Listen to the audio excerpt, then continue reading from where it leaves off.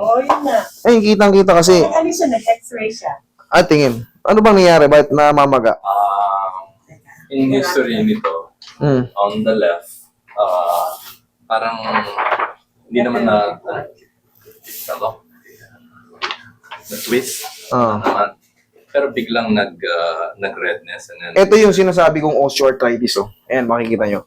Ayan mga extension na yan. Oh. Yung mga yung parang malilit na buto na nakaiwalay. Ayan. Ayan oh. Yan yung osteoarthritis. starting. Yan. Yan, osteoarthritis yan. So, may spur na siya. Tignan mo to. Ang laki nung yung sa bunion mo. Yung sa kanan. Ayan oh. Ayan oh, hindi na healthy yan. Hindi na. Dito naman sa although meron pang maliliit lang, pero wala pa, ayan ayan mga naka-extend yan, tsaka yung mga buto nakahiwalay na maliliit yan. Ayan, osteoarthritis to sir Okay. Kaya hindi ba? Ayan meta to, nakakabulol to, metatarsalophalangeal joints osteoarthritis. Okay, ayan yung mga binabanggit yan, ayan ang metatarsals, tsaka yung phalange kasi pinaghalo yan, phalange talaga, pero pag may magkadugtong phalangeal. Osteoarthritis. Gaya nga nang sabi ko sa'yo, hindi ko pa ito nakita, di ba? Ito lang.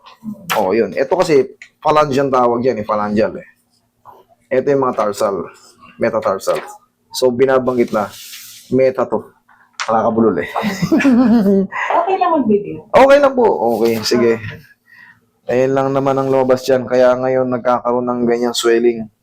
Siyempre, sir, nung mga pagkakataong, siyempre may kabigatan din kayo, malaki kayo. Actually, pag napahinga yan, na-i-relax mo ng okay yan Pero pag once na nag-move ka na, lakad-lakad na, eventually, magana. Kagaya yan, nakikita natin. Kita mo? Yung swelling, pagka mababa. Ayusin natin. Higa kayo. Ang naano ko yung pull dito. Ang tawag naman dito is Achilles tendonitis pag masakit. Achilles yan. Achilles tendon yan Sumasakit yan dyan mo. Kasi yung pag umaapak ako, parang na-stretch siya. Agree. Parang nabibinat. Pero okay na dito.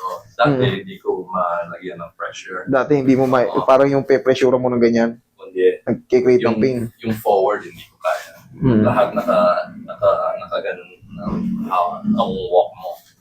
So, hindi ko pwedeng I-bend ng pa ganun. Kasi mag-i-stretch ito. Masakit sobra.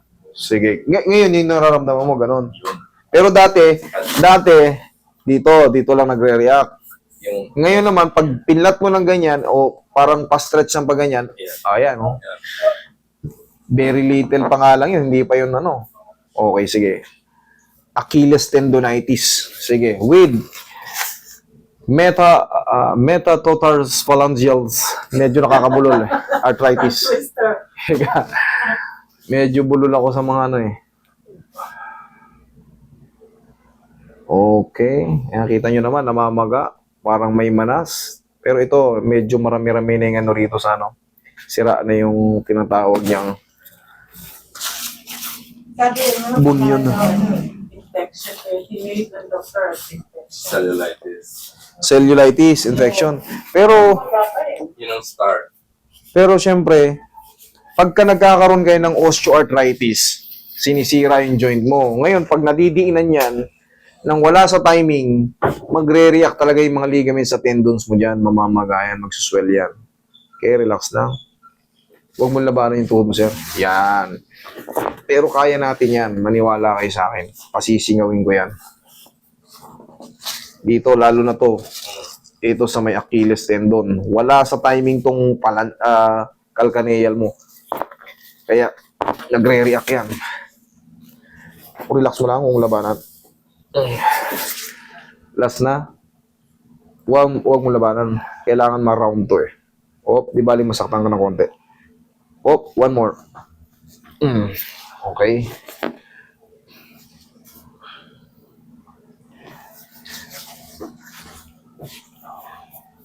Phalanges. Osteoarthritis. Kasi bumaba na nga yun. Tapos, bumalik ko. 2 weeks na yan. Oo. 2 weeks. Yung first week, nag-flare yung middle, but cellulitis daw, so heavy antibiotics. Plus, pina-x-ray ko. Pero ngayon to, medyo kalat na yung ano eh. Hindi na siya mismong dito yung parang yung flare niya rito. Nasa Ngayon, pag ganito na oh. Pero yan, sa tingin ko, doon na yan sa mga osteoarthritis.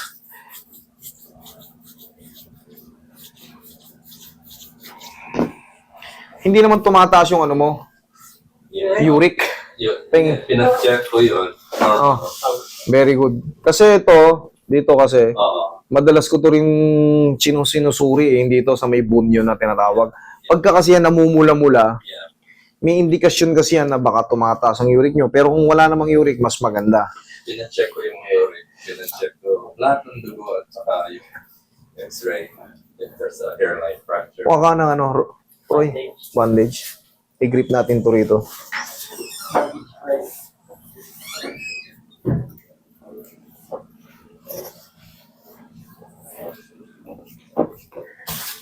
Final.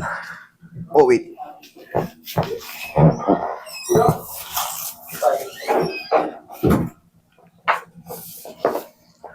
Hindi sumasakit. Hindi yan sasakit. Pag ginanito ko,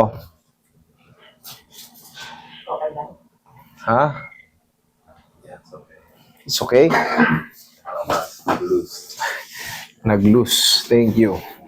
Actually, imbalance yung ano mo dyan, yung calcaneal. Kasi doon nakakapit ang Achilles tendon sa calcaneal. Tama ba sa naipit sa ugat? Yun ang explanation. Na-hyperextend yung Achilles tendon mo. Kaya pag ginano mo, simpleng ganun, kasi stress na sila eh. Pero pag na-adjust na yan, Tinalik mo na. yun naman ang ano dyan, yung tinatawag nating magkadugtungan kasi yan eh. Yung tinatawag na talus joint and calcaneal. Tapos ito, sir, tatanggalin mo lang yung pagka-bandage ito mamaya. Lalo pag matutulog, tanggalin mo lang. Lakad ka, sir. Pansinin mo. Tignan mo kung ano yung changes. Let's see. O, huwag ka muna magano. Sige, lakad mo. Tignan mo kung ano yung changes. Yeah. O, Ang laki. ang laki ng pinagbago. Alam mo naman sa sarili mo yan eh. Yeah. Okay. Okay to mo? Kasi kanina pa Kasi kanina hindi ko. Hindi mo maganon. Tsaka kanina, hindi ko may tinulak ko ng ganon. Ouch! Oo. O ngayon, dinidinan ko. Hindi ko magana yan. O ngayon, Ngayon ang flex ko. kasalanan nyo yan. Pumunta kayo rito eh. Kahit pumunta kayo rito. Okay. Wow. Tapos sir, ganito ang tulog yan. Sige, higa ka. Higa ka. Ganito ang elevation yan.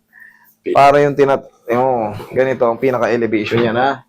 Lalagyan nyo yung ano. Yung iba kasi dito lang eh. Ganito ang tamang elevation yan. Iyan ang tamang elevation yan. Tama. Para hindi mapila yung tuhod mo pagkagising mo. May strain. Yes. Okay? Supported lahat. Talaga, may strain ka talaga pagka hindi mo inano. Okay? Okay na. Saan yun dito? Sige, higa kang patagilid. Major overhaul. Oo. Okay. Sige. Tagilid. Tagilid muna. Ang mahalaga na-address na yung main problem. Yeah. Relax lang. Kabilang side. Kabilang side.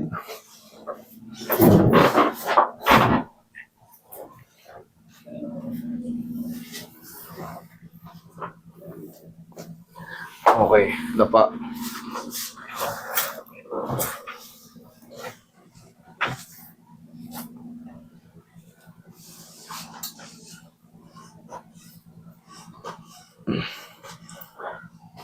Sa mga kapaliwanagan ko doon sa mga in-adjust ko, kita nyo naman tumutugma. Pero kung may idadagdag pa kayo sa comment section, kung may mas alam kayo, I'm willing to learn. Kumbaga, mas gusto ko madagdagan sa tulong ng mga iba pang kapaliwanagan doon. Pero nakita nyo naman, yung mga in-explain ko, nung hinata ko, tumugma. Okay? Lalo sa mga talus joint and calcaneal, tumutugma siya. Kasi doon talaga nakakapit yun, no? Kailangan talaga grip na grip nyo. Dati may injured ko siya kung magawa ko. Yes. Lalo kung mas malakas yung hatak mo. Pero kung mild yung hatak mo, hindi siya hindi siya madadamage doon. Okay, relax lang. Sa tiyan po. Relax lang. Inhale. Exhale. Pag uwi nyo, sir, tanggalin nyo na yun, ha? Okay. Tapos, tiyan ka lang muna. Hanggang sa matulog. Ibabalik nyo lang muna yung pansamantala sa umaga. Okay? Pansamantala lang naman yan. At least support. Kasi pag merong kasing swelling, pagka on moving tayo, yung buhay yung diwa natin, mas masarap yan ang nagigrip. Pero kung nakapahinga ka na, kailangan relaxing katawan natin, yung blood circulation naman natin, ang pangangalagaan natin, kailangan walang pumipigil. Kasi wala namang open wounds eh. So, mas maganda yung flow. Kasi mostly, nakasapatos ko. So, Agree. yung supported. Nung napuna akong nagchichinelas, doon gumagalaw ang lahat ng mga buto. Ang feeling ko, baka nagka-movement. Yun nga, umuusog po yung tinatawag nating calcaneal and talus joint. Yun po yung pinipix natin. Kaya kita nyo, tumutugma yung sa adjustment at sa explanation. Maaaring kulang ako. Sabi ko, I'm willing to learn. Kung may mga mas mga the best pang explanation doon, re-review ko na may mga comments nyo. Okay? Para sa akin, ang makatulong ay biyaya ng Diyos. Okay? Sir, salamat. Salamat po. So, pag